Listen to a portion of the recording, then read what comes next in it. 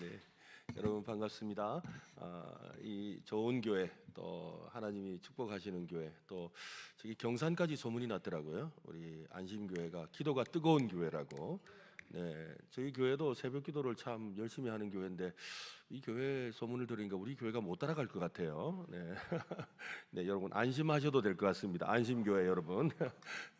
이름이 참 중요한데 저희 교회 이름도 참 좋거든요. 은혜로 교회. 뭐든지 은혜스러운데 여러분 교회는 참 오니까 안심이 됩니다. 정말로 주님 안에서 평안한 안심을 누리시기를 바랍니다. 그리고 주님이 여러분의 심령을 늘 평안하게 하실 줄로 믿습니다. 그리고 또 하나님께서 누구라도 이곳에 오면 주의 친절한 발에 안기는 것 같은 그런 평안함을 주시는 줄로 믿습니다. 예배 전에 잠깐 우리 장로님들 배웠는데요. 우리 장로님들 너무 좋으시더라고요. 네, 좋죠? 대답이 좀 예, 너무 아까 뵀는데 너무 좋고, 야, 우리 교회 장로님만 좋은 줄 알았는데 이 교회 장로님이 더 좋으시네, 그런 마음이 들었는데요. 여러분, 우리 장로님과 하나 되어서 앞으로 놀라운 부흥의 역사 일어날 줄로 믿습니다. 네, 하나님께서 그렇게 만들어 주실 줄로 믿습니다. 여러분, 그 혹시 세상에서 가장 차가운 바다는 어떤 바다일까요? 차가운 바다, 농담입니다. 네, 넌센스 퀴즈인데요. 썰렁해입니다. 오늘 썰렁하지 마시고. 네. 근데 여러분, 그러면 세상에서 가장 따뜻한 바다는 어떤 바다죠? 네, 사랑해. 옆 사람에게 한 말씀하시죠. 사랑해. 네. 이걸 어느 분이 배워가지고 집에 가가 남편이 하도 사랑해라는 말을 안 해줘가지고 이 퀴즈를 내었어요. 그래가지고 여보, 세상에서 가장 차가운 바다는 어떤 바다야? 그러니까 대답을 안 하게 썰렁해 이야기를 해주고, 그러고 나서 진짜 듣고 싶은 건 사랑해잖아요. 그래서 여보, 세상에서 가장 따뜻한 바다는 뭐야? 그랬더니 이 남편이 되게 대답을 안 하는 거예요. 여보, 평소에 당신이 나에게 해주고 싶었던 그 말이야. 한번 말해봐. 세상에서 가장 따뜻한 바다는 뭐야? 근데 남편이 갑자기 생각이 났대요. 그거 하면서 열받아. 여러분, 열받지 마시고 네, 네, 열받지 마시고 사랑하시기 바랍니다. 한 번 더 사랑합니다. 네, 오늘 교사의 또 헌신 예배 겸 세미나라고 들었습니다. 뭐 교사에 대해서 여러 가지 이야기를 할 수 있겠지만 사실 요아스의 이야기가 늘 제 마음에 남아 있습니다. 그 이유는요, 요아스의 인생을 보면 오늘날 이 교회의 현실을 보는 것 같기 때문입니다. 그리고 이 요아스의 모습이 오늘날 교회 교육의 현실이기도 합니다.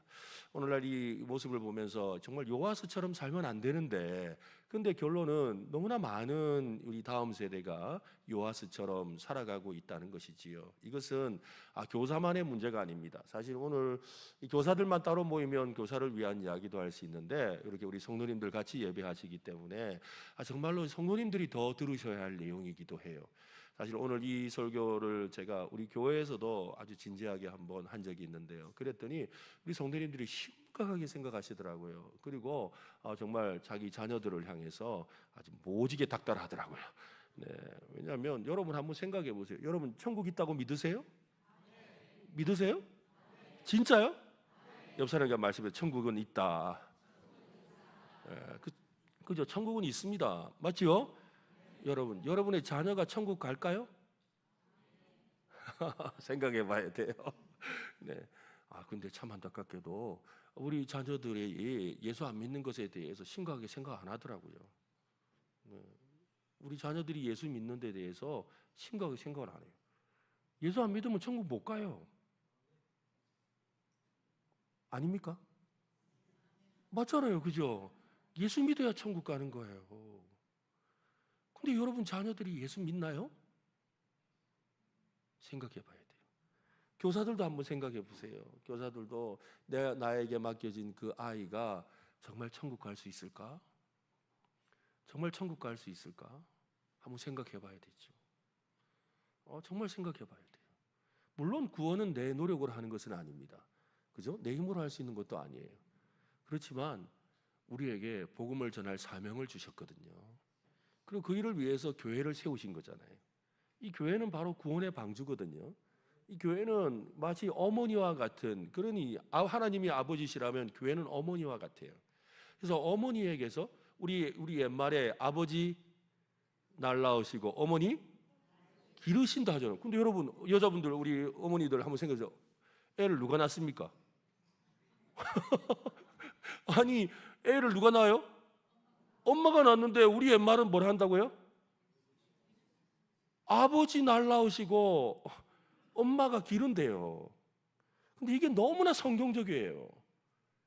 하나님께서 구원의 생명을 교회에다가 심으시는 거예요.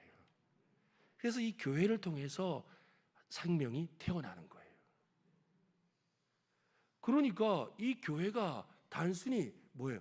아이들을 잘 기르는 이 일이 바로 하나님의 구원의 생명을 이루는 일인 거예요. 우리 안심교회는 안심해도 될 줄로 믿습니다. 네, 안심해도 될 줄로 믿습니다. 네, 여러분 마라톤 경기를 한번 생각해 보세요. 42.19km를 달립니다. 출발선에 선 사람들 모두 다 끝까지 완주하려는 마음으로 아주 대단한 그죠? 단단히 각오를 하고 단단히 마음의 준비를 하고 있습니다. 누가 봐도 완주할 것 같아요. 그러나 반드시 완주하는 건 아니죠. 그죠? 중간에 멈춰 서는 사람도 있고 이탈하는 사람도 있고 포기하는 사람도 있고 다리가 부러지고 피가 철철 나는데도 그죠? 끝까지 그 결승선에 도달하는 사람도 있는 것입니다. 우리 신앙도 생활도 마찬가지지요. 처음에는 헌신하겠습니다. 처음에는 열심으로 살겠습니다. 라고 말을 하지만 10년, 20년이 아니 1년이 지나고 나면 그 자리에 계속 있는지 한번 생각해 봐야 될 경우들이 참 많잖아요. 여러분 한번 지난 과거를 한번 생각해 보세요. 우리 교사들도 한번 생각해 보세요. 여러분 같이 신앙생활 하던 친구들 다 어디 갔어요? 같이 학생 시절에 기도원에 가서 여름 되면 그죠? 막 쥐야 하고 외치면서 소나무 뿌리 몇 개 뽑았던 그 친구들 어디 있죠 지금? 한번 생각해 봐야 될 일인 거예요. 우리의 현실의 문제인 거예요. 오늘 우리가 만날 이 성경의 인물 이 요아스가 바로 우리를 한 번 더 생각하게 만듭니다. 성경 역사상 가장 드라마 같고 어찌 보면 가장 성공적으로 출발한 것 같은 사람이 바로 요아스입니다. 그는 태어날 때 죽음의 위기를 겪었습니다. 하나님의 그 기이한 섭리 가운데 성전에서 보호를 받으며 자랐습니다. 7살이라는 어린 나이에 왕관을 쓰게 되었어요. 그리고 무너진 성전을 재건합니다. 대단한 일이죠. 백성들의 환호를 받으며 종교 개혁을 단행했습니다. 누구보다 성공한 왕으로 신실한 왕처럼 보입니다. 만약 요아스의 인생을 그의 통치 전반부까지만 기록하고 있다면 우리는 그리고 그 기록한 것을 보고 책을 덮었다면 그는 아마도 다윗의 버금갈 만한 신앙의 위인이었을 겁니다. 근데 성경은 요아스의 화려한 전반부뿐만 아니라 오늘 우리가 읽은 이 역대하 24장이 바로 그 말씀이거든요. 이 요아스의 그 후반부의 인생에 대해서 소개하고 있는 거예요. 참으로 안타까운 이야기예요. 아주 비참합니다. 그 비참한 인생을 가감없이 보여주고 있어요. 요아스는 인생의 멘토였던 제사장 여호야다가 살아있는 동안에는 하나님을 잘 섬겼습니다. 그러나 여호야다가 죽자마자 마치 닻을 잃은 배처럼 그죠? 이 닻이 이렇게 고박을 하고 탁 묶여 있는데 근데 닻이 풀려버리니까 그냥 떠내려가는 거예요. 그처럼 어쩌면 브레이크 없는 그런 이 자동차처럼 그렇게 걷잡을 수 없는 타락의 길로 가고 말았던 겁니다. 우리가 스스로에게 던져야 될 질문이 바로 이겁니다. 나의 믿음은 누구의 것인가? 라는 것이죠. 여러분의 믿음은 누구의 것이에요? 나의 것이어야 정상이죠. 그런데 어떤 사람들은 내 것이 아닌 사람 많아요. 내 배우자, 내 아내의 믿음을 자기 믿음이라고 생각하는 사람이 있어요. 우리 아내가 잘 믿습니다. 그래요. 아이고 좀 교회 좀 다니세요. 그러니까 우리 아내가 잘 믿습니다. 그래요. 또 가서 그래요. 아니 좀 교회 좀 다니지. 그러니까 우리 부모님 잘 믿습니다. 그래요. 심지어는 어떤 분은 그러더라고요. 좀 교회 좀 다니자. 그러니까 우리 삼촌이 목사님이에요. 그래 말한다고요. 자기 믿음이 아니에요. 자기 믿음이 아니에요. 누군가의 영적인 권위에 기대어 살고 있는 거 아닙니까? 내가 서 있는 이 믿음의 길이 정말 내가 하나님을 만난 길이 맞습니까? 아니면 그저 익숙한 교회 문화와 환경이라는 껍데기만 남아있는 것은 아닐까요? 남의 길을 내 길인 양 생각하고 살아갈 수가 있다는 겁니다. 요아스의 길이 그랬어요. 요아스의 인생은 한 왕의 실패가 아닙니다. 오늘날 좋은 교회, 좋은 가정, 좋은 환경 속에 있으면서도 정작 하나님과의 그 인격적인 만남을 가지지 못한 채 신앙생활하는 우리 모두를 향한 서늘한 경고일 수 있다는 겁니다. 우리는 족족 착각하죠. 나는 지금 교회 안에 있으니 내 신앙은 안전하다. 다른 교회보다 이 안심교회는 더 안심할 것 같아요. 네, 그죠? 네. 우리는 착각하는 거예요. 좋은 교회에 있으면 나도 좋은 신앙 가진 사람으로 착각해요. 실제로 저는 하나님 은혜로 우리 교단에서 두 번째, 세 번째 되는 교회에서 부목사 사역을 했습니다. 그 두 교회에서 한 10몇 년 동안 사역을 했는데요.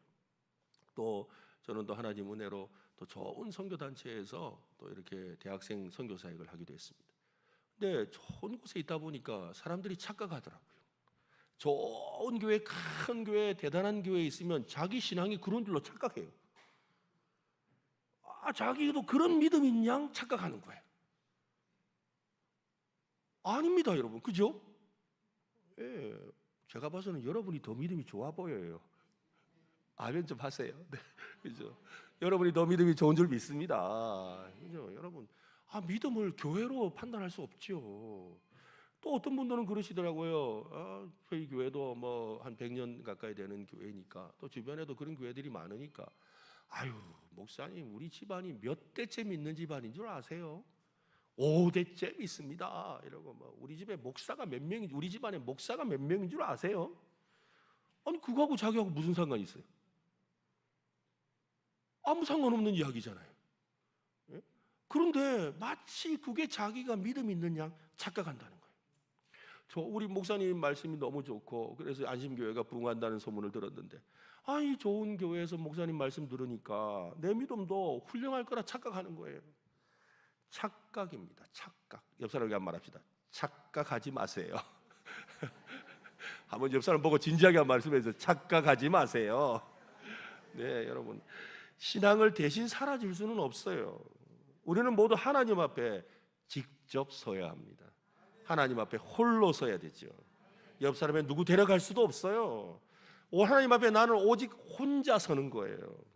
오늘 말씀을 통해 우리의 신앙이 누구에게 의해서 움직이는 어떤 수동적인 신앙이 아닌지, 아니면 하나님을 향해 능동적으로 인격적인 신앙의 길을 매진하고 있는지를 점검했으면 좋겠고, 또 우리 교사들은 그런 마음으로 우리 학생들을 또 양육할 수 있었으면 참으로 좋겠습니다. 요아스는 왕국에서 자라지 않았습니다. 왕족으로 태어났지만 왕족답게 살 기회가 없었습니다. 역대기의 배경을 따라가면 유다는 이 아달랴라는 여인에게 장악됩니다. 이 아달랴는 북이스라엘의 아방 집안의 영향 아래에 있었습니다. 유다의 우상 숭배를 끌어들이며 왕권을 움켜쥐게 됐죠. 그래서 그 과정에서 다윗 왕조의 씨를 완전히 끊어내기 위해서 왕족들을 모조리 몰살했습니다. 인간의 눈으로 보면 다윗에게 주신 하나님의 약속이 있죠. 다윗의 왕자를 통해서 하나님께서 이 약속을 이뤄가겠다고 했는데 그 씨를 완전히 말려버리려고 했던 것입니다. 이 절체절명의 순간이었습니다. 하나님은 언제나 이 끊어질 것 같은, 그죠? 꺼져가는 심지, 그죠? 그 다음에 상한 갈대 같은 그것을 꺾지 않으시고 또 끄지 않으시는 하나님이시잖아요. 하나님이 그 마지막 순간에 한 사람을 남겨두신 거죠. 그래서 오늘 본문 앞에 있는 11절에 보면 이 여호사부앗이라는 이 사람이, 왕의 딸 여호사부앗이 아하시아의 아들 요아스를 왕자들이 죽임을 당하는 중에 몰래 빼냈다고 합니다. 완전 드라마죠. 영화나 소설 이야기처럼 온 집안이 몰살당하는 그 환경 속에서 이 어린 요아스를 몰래 빼낸 거예요. 그래서 이 요아스를 숨겼는데 그 숨기는 이 처참한 이 학살의 현장 속에서 누가 숨겼느냐면 제사장 여호야다라는 사람이에요. 이 제사장 여호야다는 요아스의 고모부예요. 그러니까 그 요아스의 고모가 어떻게 한 거예요? 이 요아스를 자기 남편과 함께 숨긴 거죠. 그래서 이 고모 여호사부앗의 품에 안겨서 죽음의 칼날을 피했습니다. 그렇게 해서 6년 동안 하나님의 성전 안에서 숨어 살아야 했습니다. 여기서 우리가 놓치지 말아야 될 게 있죠. 요아스는 그 믿음의 영웅이라서 살아남은 게 아닙니다. 그죠? 어린아이가 무슨 믿음이 있겠어요? 아무런 믿음이 없잖아요. 그냥 자기 고모부가 자기를 건져준 거예요. 그래서 살아남았어요. 물론 그 뒤에는 하나님의 은혜가 있겠지만, 그러나 일단 그렇다는 거예요. 어떤 것도 선택할 수 없는 아이였습니다. 그를 살린 것은 그의 결단이 아니라 하나님의 언약하심이 있었던 거죠. 하나님이 다윗에게 하신 약속이 살아있었기 때문에 요아스가 살아남은 겁니다. 성전 밖은 아달랴의 폭정이 휘몰아치고 있었습니다. 바알 숭배가 온 땅을 뒤덮고 여호와를 찾는 신실한 사람들의 피가 온 땅을 적시고 있었어요. 그러나 성전 안은 달랐죠. 요아스는 매일 아침 번제를 드리는 그 향기 속에 눈을 떴습니다. 제사장들의 그 거룩한 옷자락을 보면서 걸음마를 배웠어요. 레위 사람들의 찬양 소리를 자장가 삼아 그는 잠들었어요. 세상의 더러움을 전혀 모른 채 오직 거룩한 것들만 둘러싸여 있는 그런 삶을 그가 살았다는 거예요. 여러분, 이것이 요아스의 치명적인 약점이 되었습니다. 그는 직접 죄와 싸워본 적이 없어요. 그는 스스로 하나님을 믿어본 적이 없어요. 그냥 그런 문화 속에 살았다 뿐인 거예요. 여러분, 우리가 흔히들 그러잖아요. 우리 나면서부터 교회 나온 사람들, 예수 믿는 사람 말고 나면서 교회 나온 사람을 뭐라 부르죠? 모태신앙.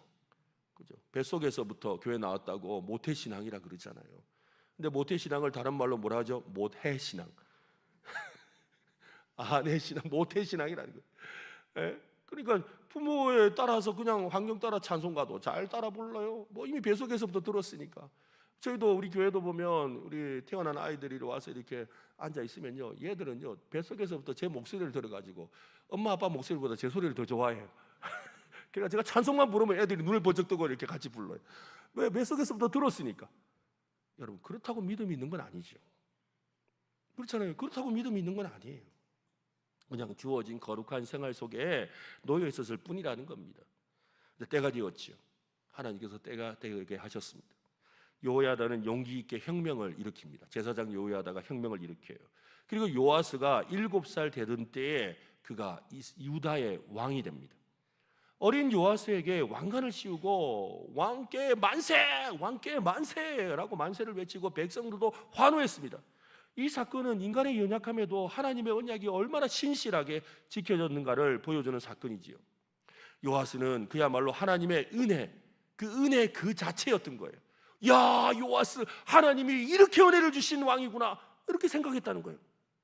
이 아이는 정말 기적과 같은 아이잖아요. 기적과 같이 살아남은 아이고 기적과 같이 왕이 된 아이예요. 여기서 중요하지만 놓치기 쉬운 사실이 하나가 있습니다. 역대하 24장 2절 말씀인데 여러분 성경이 있으면 한번 보세요. 제사장 여호야다가 세상에 사는 모든 날에 여호수아가 여호와 보시기에 정직하게 행하였으며 라고 합니다. 한번 따라해 볼까요?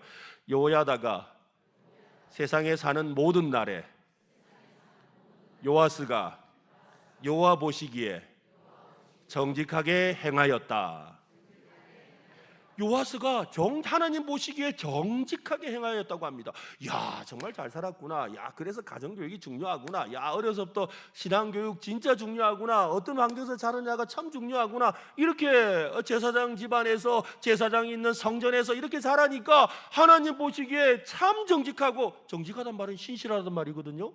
정직하단 말은 하나님을 잘 믿었다는 이야기예요. 그러니까 야, 이렇게 잘 믿었구나 라고 했어요. 그런데 여기에 전제가 하나 붙였죠. 전제가 하나 붙었어요. 뭐라 그랬어요? 제사장 여호야다가 세상에 사는 모든 날에는 날에라고 그랬어요. 무슨 말이에요? 제사장 여호야다가 사는 동안에는 하나님 보시기에 정직했다 이 말인 거예요. 하나님은 나의 하나님이기보다 고모부 요야다의 하나님이었다는 겁니다. 성전의 법도에 익숙하고 제사도 드리는 법을 알았어요. 언제 엎드리고 언제 일어나야 되는지 알고 정확하게 알고 있었습니다. 하지만 그에게 하나님을 향한 경외심이나 자신의 죄에 대한 처절한 회개는 없었다 이 말인 거예요. 마치 온실 속에서 자라온 화소처럼 여호야다는 거대한 나무 아래서 그냥 보호를 받고 있었을 뿐인 것입니다. 오늘날 교회 안에 수많은 요아스들이 있어요. 수많은 요아스들이 있어요. 기독교 가정에서 태어나서 유아 세례를 받고 주일학교를 거쳐서 대학 청년부 임원을 하고 집사와 장로가 되는 과정이 마치 정해진 코스처럼 자연스러운 그런 자녀들이 있지요. 그들의 삶은 참 평온합니다. 그들은 교회 문화에 익숙합니다. 찬양을 부를 때 언제 손을 들어야 되는지 알아요. 기도할 때 어떤 단어로 해야 사람들이 칭기도 잘했다고 말하는지도 알아요. 그런데 그들의 심령 깊은 곳에 예수 그리스도를 인격적으로 만난 회심의 사건이 있느냐는 전혀 다른 문제라는 겁니다. 저는 모태신앙입니다. 우리 집은 4대째 믿는 집안입니다. 저희 집안에 목사님이 몇 명 있습니다 라는 식의 말로 자신의 신앙을 증명하려고 하는 경우들이 얼마나 많은지 몰라요. 저는 대학생 사역을 했다고 했는데요, 그 대학생 사역을 하면서 대학 신입생들을 보다 보면 깜짝 놀랐어요.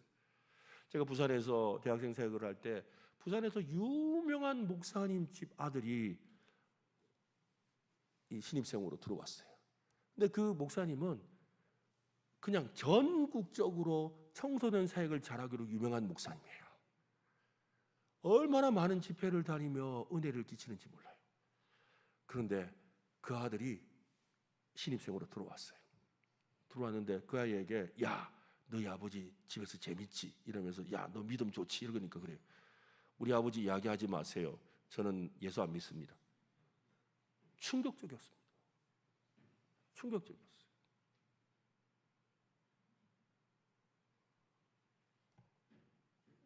나 예수 안 믿는다 그러는 거야. 제가 그 목사님하고 친한데 내가 그 목사님께 말씀 못 드렸어요. 근데 그 나중에 이제 이 학생이 대학 들어와서 복음을 듣고 변화되어 가지고 지금은 신앙생활 굉장히 잘하고 아버지 섬기고 정말 잘해요. 그런데 목사님 아들이라고 예수 믿는 건 아니라는 거예요.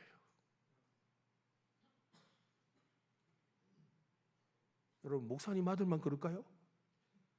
장로님 아들은 안 그럴까? 우리 권사님 아들은 안 그럴까요? 집사님 아들은 안 그럴까요? 생각해 봐야 돼요. 저는 그 사실을 알고 난 뒤로 학생들에게 복음 전하는 것을 제 사명으로 생각합니다. 그래서 항상 모든 것의 시작은 복음을 전하는 것부터 시작합니다. 그래서 하나님이 어떤 분이신가? 그리고 인간은 어떤 모습인가? 죄가 무엇인지, 또 이 죄를 해결하기 위해서 오신 예수 그리스도가 누구신지, 그리고 그 믿음 안에 내가 어떻게 인격적으로 예수님을 만나야 되는지를 가르칩니다. 실제로 저희 교회 사역을 하면서도 저는 3년에 한 번 꼭 저희 중등부, 고등부, 대학부 한 해씩, 이번 여름에는 저희가 중고등부 수련회 이제 연합으로 하기로 해가지고 중고등부 수련회 제가 가서 복음을 전합니다. 2박 3일 동안 5번 복음을 전해요. 그냥 첫날 들어가자마자 교회 예배로 하나님 어떤 분이신가, 저녁에 죄에 대해서 배우고 인간과 죄에 대해서 배우고, 그 다음 날 예수 그리스도가 누구신지를 배우고, 그러고 나서 그 자리에 있는 아이들 한 명씩 다 예수 그리스도를 믿는지 확인을 다 합니다. 그걸 3년에 한 번씩을 하는 거예요. 그래서 총 애들이 중학교 때 한 번, 고등학교 때 한 번, 대학교 때 한 번, 총 3번을 듣게 하는 거예요. 근데 정말로 신기해요. 중등부 때는 막 정신없이 들었거든요. 고등부 때 애들가 그래요. 목사님 이제 좀 이해하겠어요. 그리고 이제는 내가 예수 믿는 거 확실해요.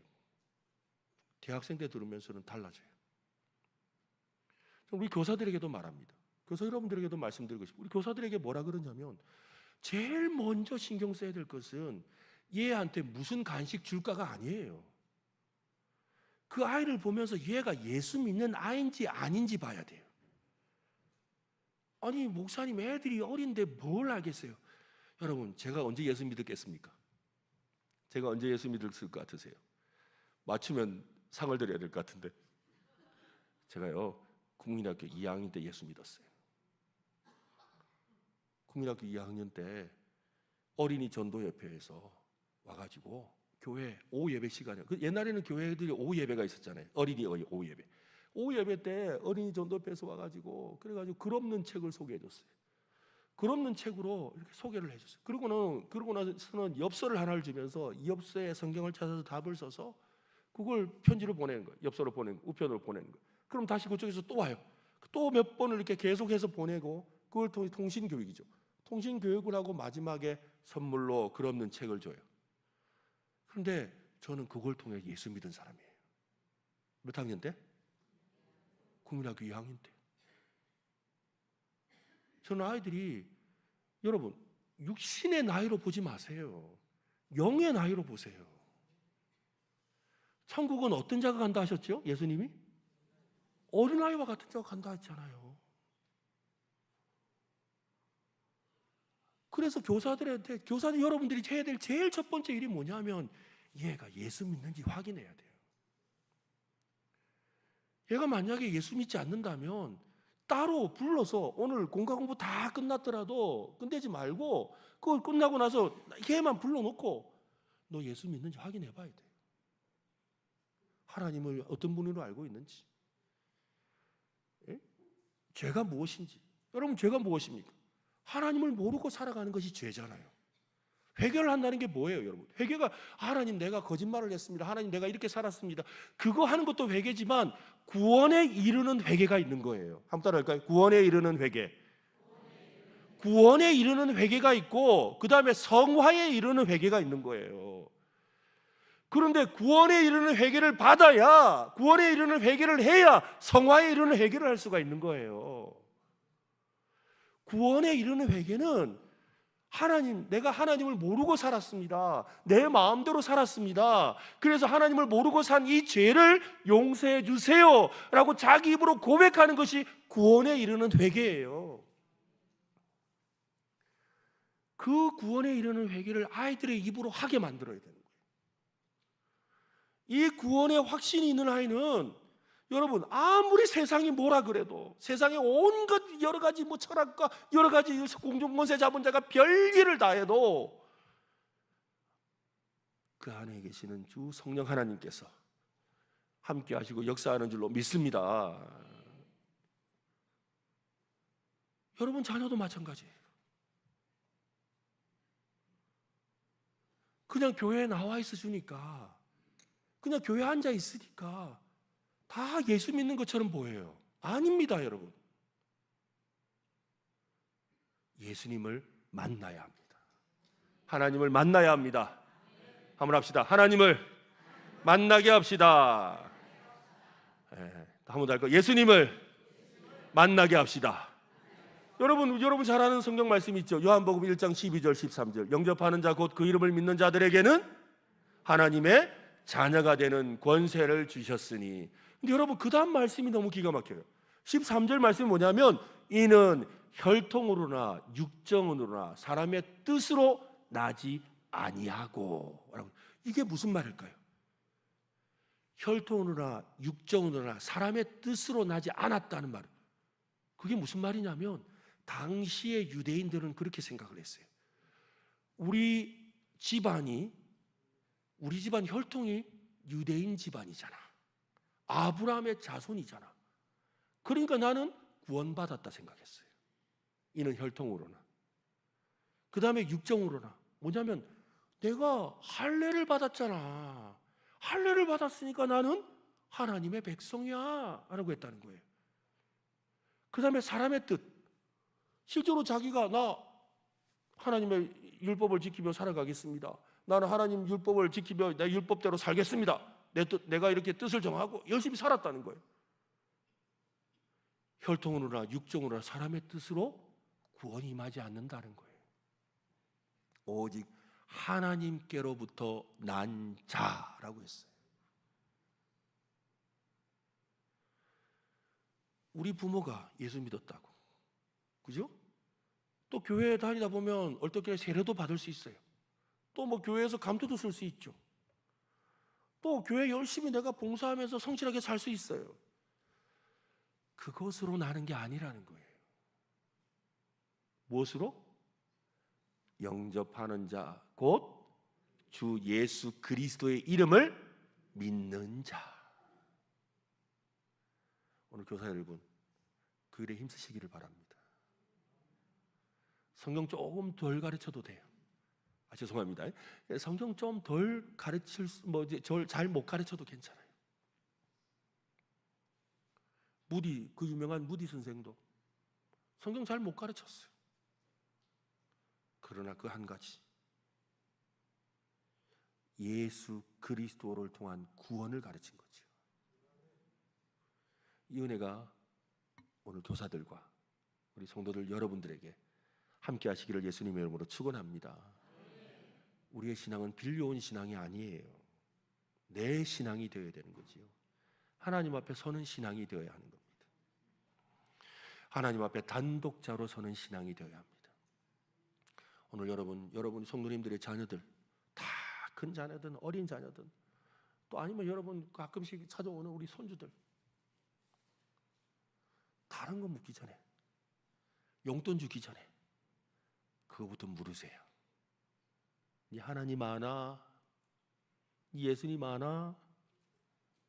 예수님 믿나? 그거부터 물으세요.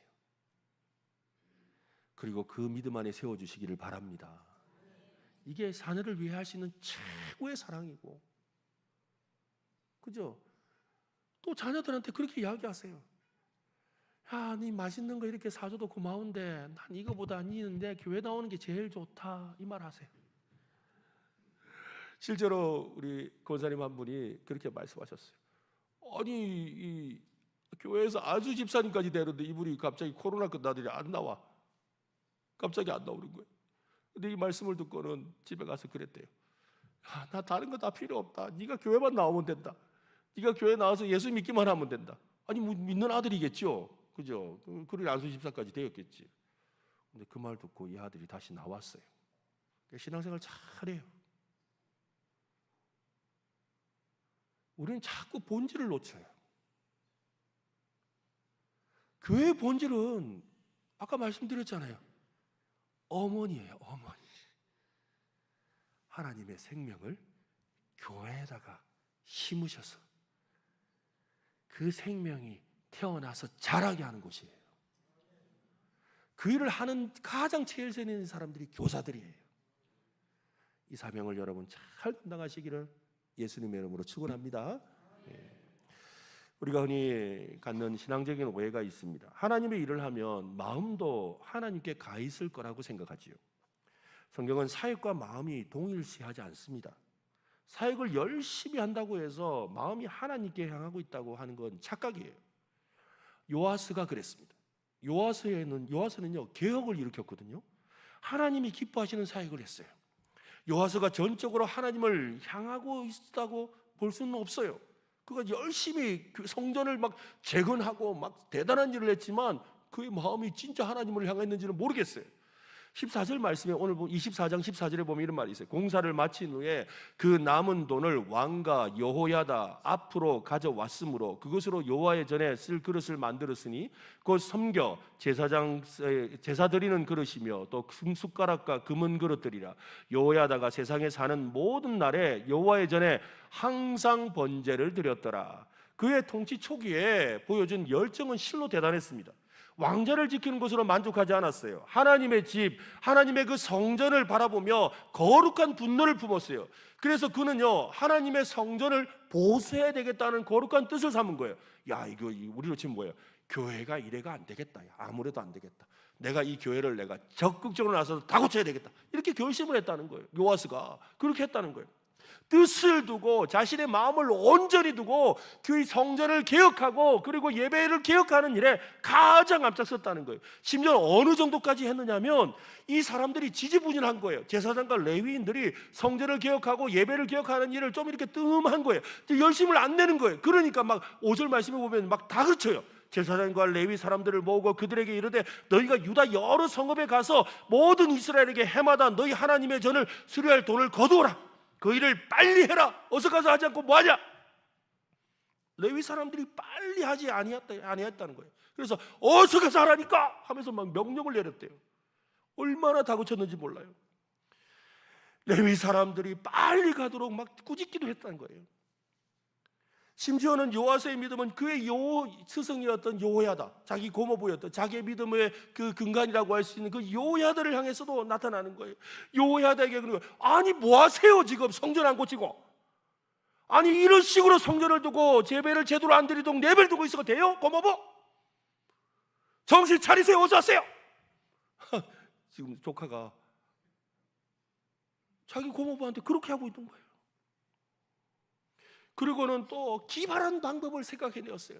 재정이 좀 부족하니까 성전 입구에다가 헌금괴를 놨다는 거예요. 헌금통을. 그 헌금통을 넣으니까 사람들이 들어가면서 막 헌금을 넣는 거예요. 그래가지고 나중에는 그 헌금이 차고 넘쳐서 그걸로 성전을 짓고도 남아서 그걸로 제사장과 레위인들이 마음껏 예배하도록 이 주님을 섬기도록 그렇게 하는 환경을 만드는 그런 제도까지 만든 거예요. 얼마나 대단합니까? 요하스의 열심은 여러분 어디서 나왔을까요? 성전을 수리하고 싶었던 그 마음은 진심이었을 것입니다. 그러나 종교적인 활동이 영적인 친밀함을 보장하지는 않는다라는 거예요. 무슨 말이냐면 교회 일은 열심히 했는데 하나님을 못 만났다라는 거예요. 교회를 열심히 했는데 성령님의 은혜를 체험하지 못한다라는 거예요. 얼마든지 그럴 수 있잖아요. 그죠? 교회에서 이렇게 열심히 봉사하고 교회에서 이거 교회 열심히 나오면 그죠? 부서에서도 이렇게 야, 니 교회 열심히 나오네? 니 이번에 회장해라. 그래서 가만히 생각해보면 그래요. 저는 이 중고등학교 시절에 한 번도 회장을 못했거든요. 늘 총무만 했는데 제가 주변을 감아보니까 총무는 계속 교회 나오고 회장은 안 나오더라고요. 여러분 친구들 한번 생각해 보세요. 아니 회장했던 친구들 중에 교회 아직 나오고 계신 분 손 들어 보세요. 나 중고등학교 때 회장했다, 부회장했다. 다 안 하셨어요? 예? 의외로 없어요. 의외로 회장했던 친구들 교회 안 나옵니다. 총무했던 친구들이 나오죠, 저같이. 예? 이게 참 안타까운 일이죠. 제가 말하고 싶은 게 뭘까요?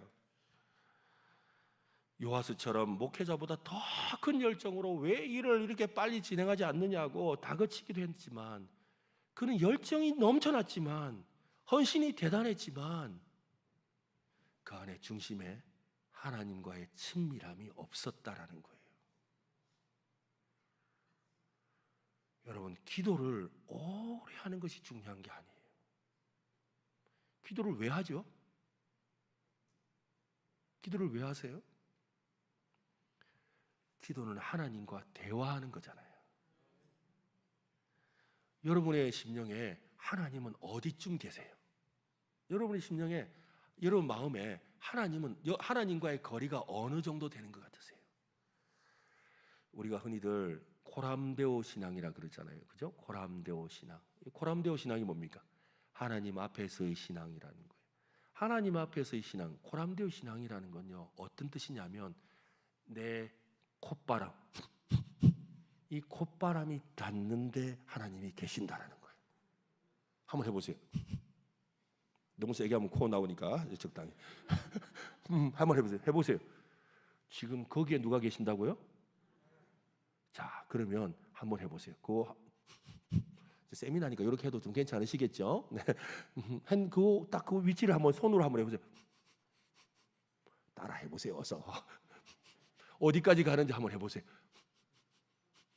콧바람 쐴 분은 여기까지 오시네. 네, 됐죠? 지금 그 하나님이 여기 계세요. 아시겠습니까? 여기 계신 하나님께 한번 말씀해 보세요. 하나님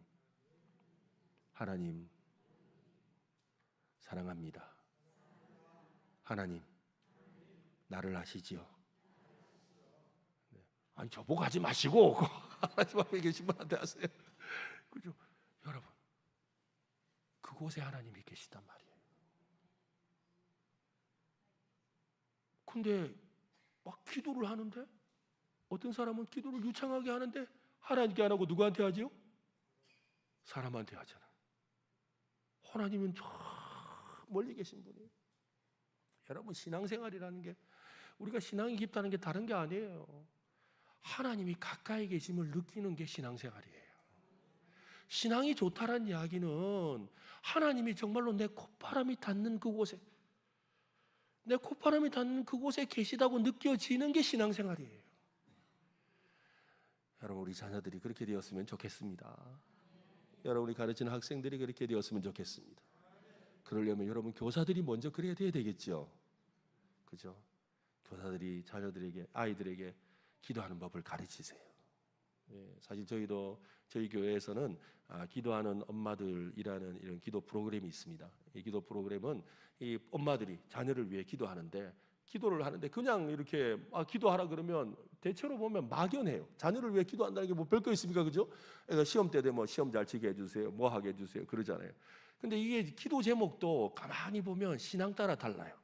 신앙 따라 다른데 제가 가끔씩 신방 가서 이렇게 기도 제목을 받아보면 이 사람의 제가 하나님이 아니니까 함부로 판단해서는 안 되지만 제가 그냥 경험상 그렇더라는 거예요. 신방 때 기도 제목을 딱 내는데 보면 이분이 믿음이 좀 있으시구나, 이분은 믿음이 좀 없으시구나 알 수가 있어요. 대체로 믿음이 좀 없는 분들일수록 기도 제목이 간단해요. 거의 4자로 말씀해요. 남편 건강, 학업 증진, 그다음에 가족 구원, 그리고 주로 이런 거예요. 주로 다 4자로 말해요. 어떻게든 희한하게 4자로 만들어가 말해요. 부부 화평 이런 거 이러면서. 근데 제가 신방 갔다가 정말 기가 막힌 걸 하나 들었어요. 야, 이거 그 초등학생이 이 기도 제목을 냈는데 뭐라고 낸줄 아세요? 우주 평화. 야, 너 정말 하나님 나라 크게 꿈꾸나 그런 생각했어요. 근데 여러분, 신앙이 조금씩 들어가기 시작하면 기도 제목이 구체적으로 바뀌잖아요. 그죠? 그래서 제가 최고로 목사님 기도해 주세요라고 하면서 기도 부탁을 받은 것 중에 최고의 기도 부탁은 이거였어요.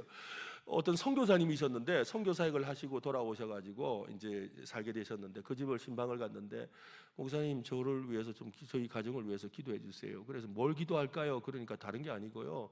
저희 이 화장실이 이 자기 집이 오래된 집인 거예요. 선교사역을 하고 오시다 보니까 오래된 낡은 집에 살게 되었어요. 그래가지고 오셔서 하는 말이 목사님 우리 집에 이 화장실에서 냄새가 너무 올라오는데 이 냄새를 이렇게 안 나도록 하는 방법을 하나님이 알려주셨으면 좋겠습니다.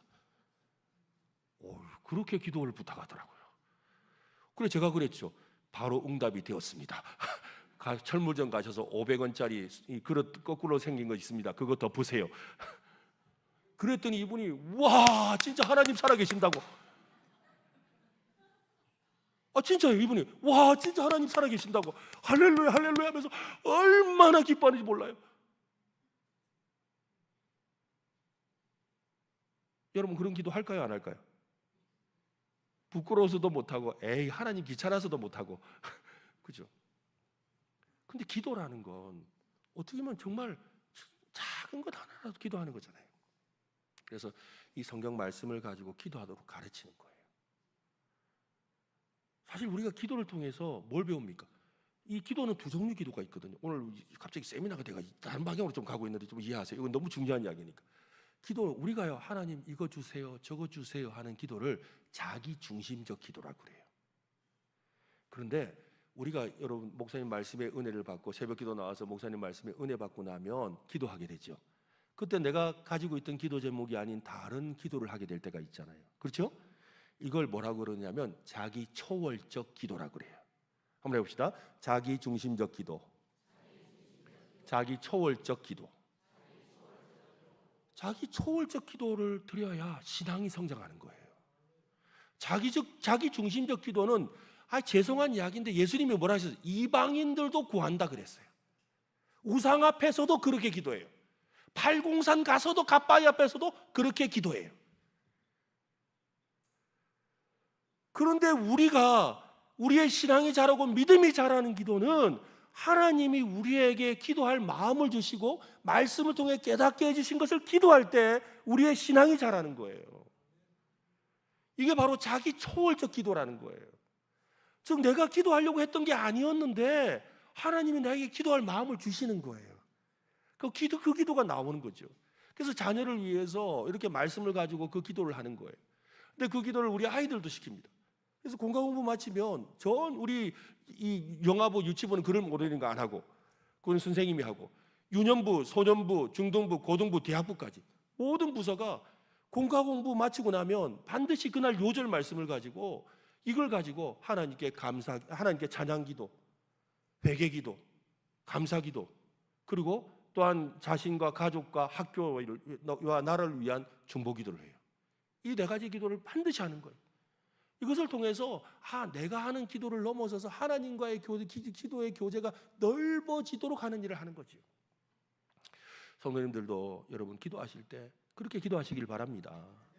그죠? 그래서 우리 흔히들 기도 방법을 그렇게 이야기하잖아요. 조의 기도법. 그죠?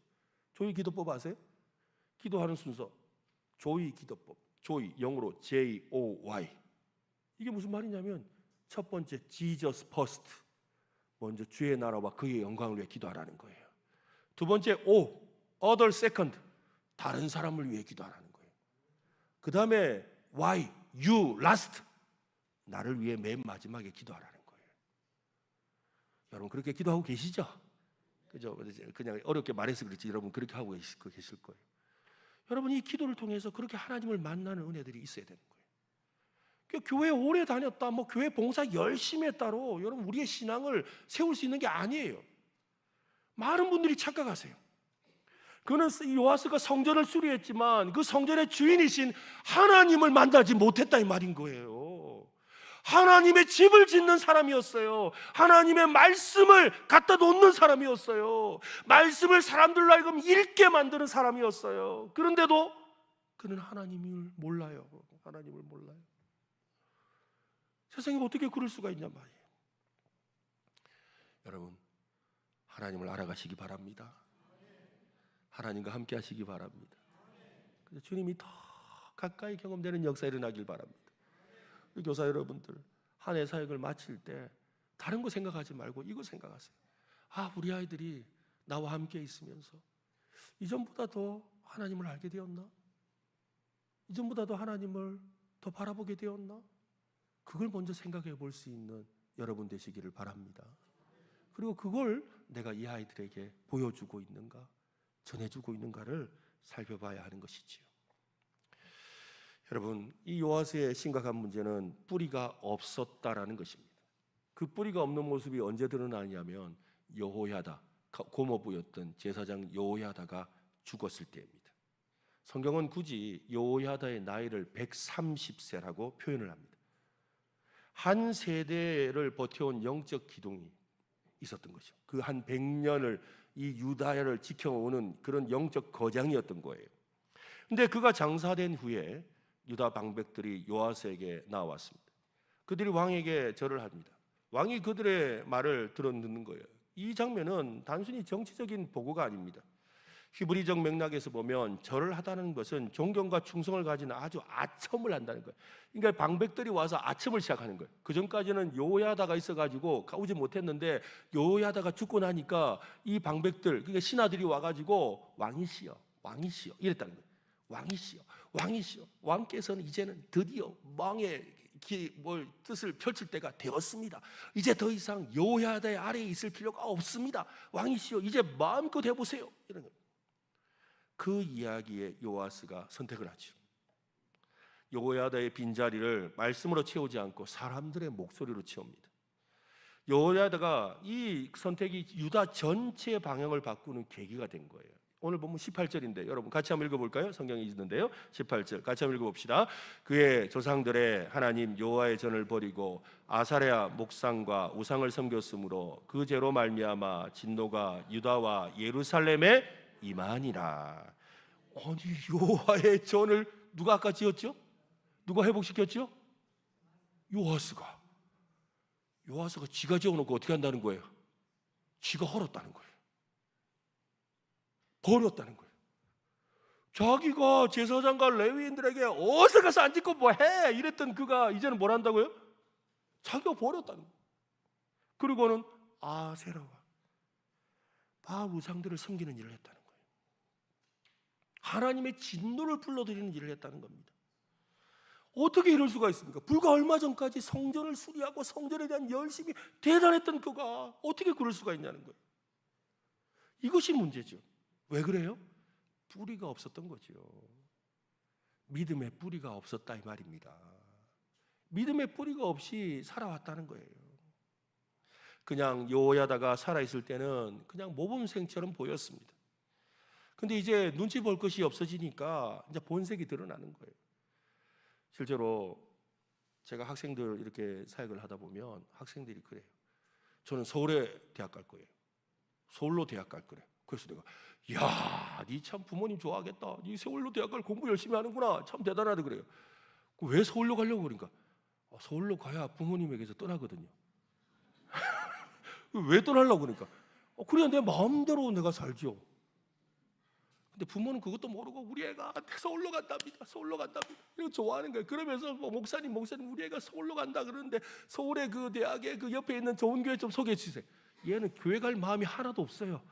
오직 지금 서울 가고 싶은 이유는 뭐다? 교회 떠나려고. 교회 떠나려고. 왜냐하면 그래야 부모를 떠나야 교회를 떠나는 거니까. 부모님을 떠나야 교회를 떠나는 거거든요. 그래서 떠나고 싶은 거예요. 그래서 나는 어떻게 하든지 집을 떠나려고 하는 거예요. 그래서 다지방에 가겠다는 거예요.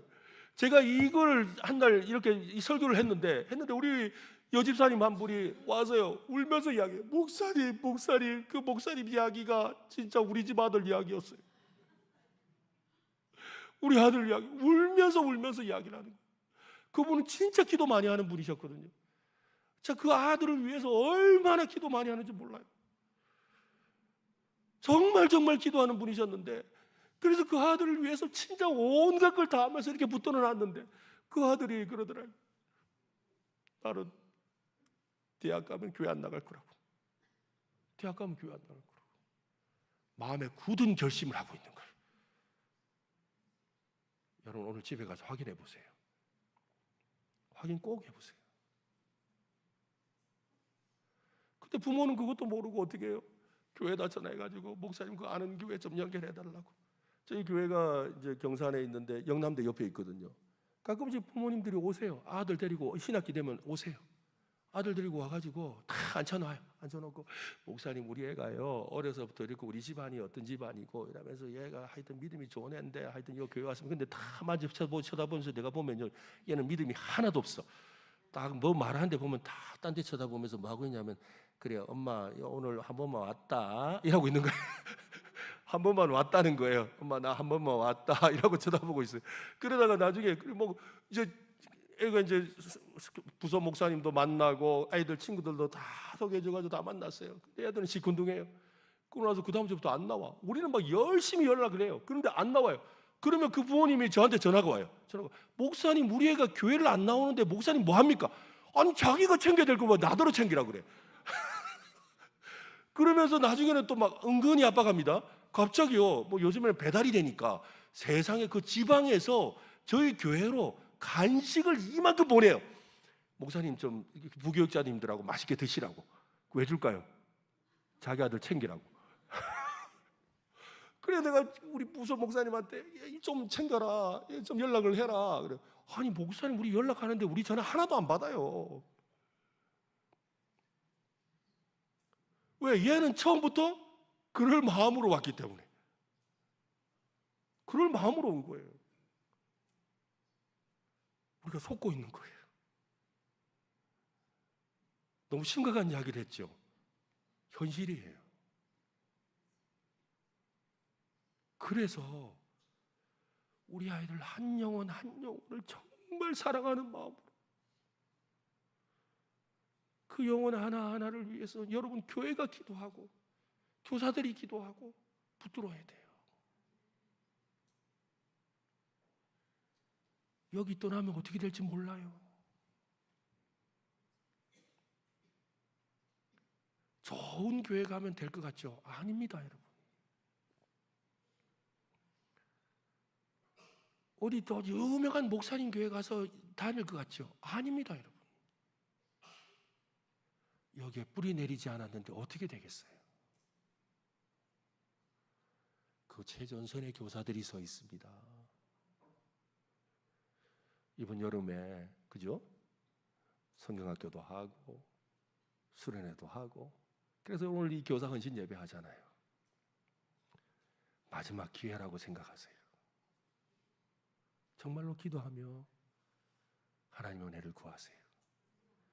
성도님들도 그냥 아이 교사들이 알아서 하겠지 하지 마세요. 같이 한 마음으로 도와주세요. 한 마음으로 안아주고 격려해 주세요. 뭐 밖에 가서 사실 저희 교회 이야기 잘 안 하는데 교회 자랑 하나 하고 가도 되겠습니까? 네, 저희는 5월 8일이 있는 어버이 주일 되면 해마다 하는 행사가 있습니다. 어떤 행사를 하느냐면 우리 원로 은퇴 시무장로님들이 이 오후 예배 때 앞에 다 나오세요. 우리 예배당은 강단이 요 강단이 넓어요. 예, 그래서 강단이 좀 넓은데 거기에 이 장로님들이 다 서세요. 쓰면은 영아부부터 시작해서 청년부까지 모든 부서의 아이들이 오후 예배 때 옵니다. 와서는 그날은 이 아이들을 축복하는 날이에요. 그래서 영아부 아이부터 해가지고 다 장로님 앞에 서요. 장로님 앞에 서가지고 축복 기도를 받습니다. 축복 기도를 받고 이 아이들 온 교인들이 또 같이 앉아서 이 아이를 보고 축복하며 기도하고, 그리고 이 아이들을 위한 이 기도 제목 딱 그때 되면 이 전 부서에 있는 아이들 기도 제목을 다 받아서 그걸 교회에다 게시합니다. 1년 동안 그 아이들 놓고 기도하도록. 온 교회가 다음 세대를 위해서 헌신해야 돼요. 아주 비상한 방법을 쓰지 않으면 이제는 안 되는 시대가 왔어요. 학교에 우리 학교 다닐 때 생각하면 그죠? 아유 뭐 한 반에 그래도 예수 믿는 사람 몇 명 있었잖아요. 요즘에 여러분 초등학교에 가서 한 반에 예수 믿는 사람 손들어 보라 그러면요, 한 명도 없는 반도 있어요. 선교지예요. 한 명 믿는 애 있으면 다행이에요. 이게 현실이에요. 그런 세상 속에 우리 아이들이 있는 거예요. 정말 다니엘처럼 사드락과 메삭과 아벳느고처럼 그렇게 써야 돼요. 그 신앙의 뿌리를 내리는 일을 해야 돼요. 교사만이 아니라 우리 온 성도들이 함께 그렇게 하시기를 바랍니다. 그래서 우리 주님이 보실 때 야, 이 안심교회는 안심이 되네, 그죠? 안심이 된다라고 이렇게 말씀하실 수 있는 그런 교회가 되셨으면 좋겠습니다. 예.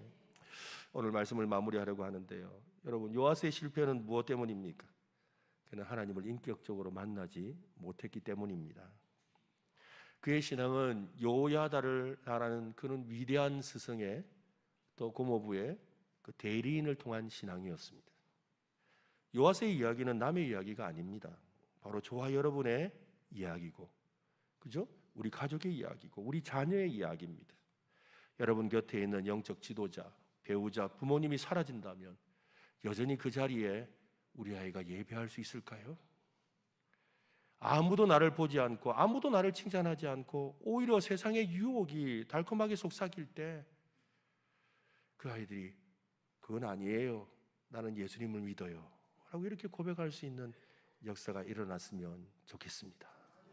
이를 위해 온 교회가 한 마음 되어 헌신하고, 또 앞장서 섬기는 우리 교사들 여러분 여름에 상도 좀 많이 주시고 간식도 많이 사주시고 또 후원도 많이 해주셔서 여러분 그 교회를 세워가는 우리 교회 또 우리 교사들 되시기를 예수님의 이름으로 축원합니다. 우리 같이 한번 기도 한번 하면 어떨까요? 우리 말씀 들은 거 가지고 한번 기도합시다. 정말로 하나님 우리 교회 다음 세대를 세워주시옵소서. 이번 여름 사역위에 하나님 함께하여 주셔서 하나님의 놀라운 일들이 펼쳐지게 하여 주옵소서.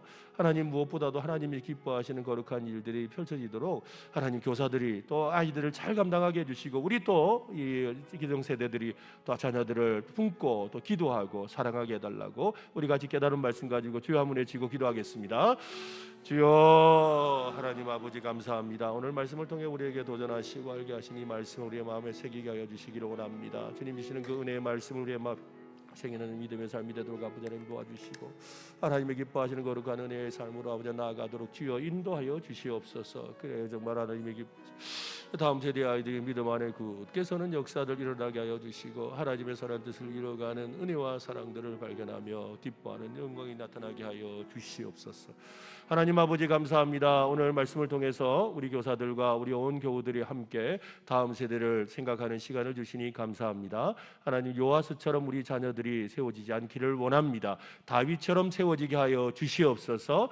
하나님 정말로 하나님이 기뻐하시는 그런 다니엘과 사드락과 메삭과 아벳느고처럼 하나님 그 복음의 불모지와 같은 땅 척박한 그 땅에서도 나는 예수 그리스도를 믿기로 작정하였다고 뜻을 정하였다고 그리 아니하실지라도 나는 하나님을 섬기겠다고 고백하는 역사가 일어나는 우리 다음 세대들 되게 하여 주시옵소서. 이를 위해 또 섬기며 수고하는 이름 없이 섬기는 교사들을 축복하여 주시고 하나님의 은혜와 평강으로 인도하여 주시며 이번 여름에 있는 사역들을 통해 그 놀라운 역사가 일어나도록 도와주시고 온 교우들이 한 마음으로 함께 협력하며 기도하게 하여 주시옵소서. 예수님의 이름으로 기도하옵나이다. 아멘.